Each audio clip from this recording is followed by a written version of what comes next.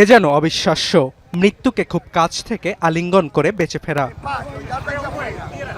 রোববার জোড়া ভূমিকম্পের 4 দিন পর ফ্রান্স ও যুক্তরাষ্ট্রের উদ্ধারকারী দলের চেষ্টায় ধ্বংসস্তূপ থেকে অলৌকিকভাবে জীবিত উদ্ধার করা হয় বাবা ছেলেকে। পরে তাদেরকে চিকিৎসার জন্য হাসপাতালে পাঠায় উদ্ধারকারী দল।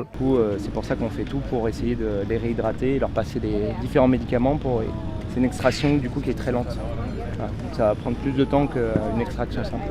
এছাড়াও উদ্ধারকারী দলের প্রত্যাশা, ভূমিকম্পের 4 দিন পেরিয়ে গেলেও এখনো ধ্বংসযজ্ঞ সরিয়ে জীবিতদের উদ্ধার করা সম্ভব। বিশেষ করে ধ্বংসস্তূপের ভেতরে খাবার ও পানির ব্যবস্থা করা গেলে দ্রুত উদ্ধার সম্ভব বলেও মনে করছেন তারা।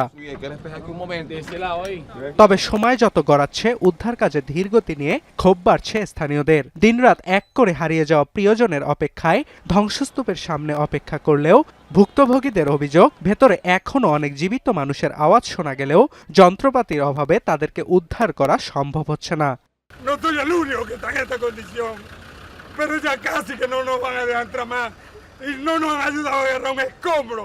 এদিকে প্রলয়ঙ্কারী ভূমিকম্পে সবচেয়ে ক্ষতিগ্রস্ত লা গুয়াইরা রাজ্য পুনর্গঠনে সরকার কাজ করছে বলে জানিয়েছেন ভেনেজুয়েলার অন্তর্বর্তী প্রেসিডেন্ট ডেলসি রদ্রিগেজ।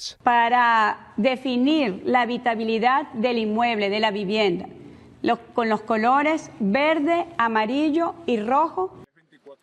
এছাড়াও ভূমিকম্পে মৃত্যুপুরীতে পরিণত হওয়া ভেনেজুয়েলার বাসিন্দাদের সহায়তায় নতুন করে ত্রাণ সামগ্রী পাঠাচ্ছে বিভিন্ন দেশ। অর্ণব প্রসাদ, এখন বিশ্ব।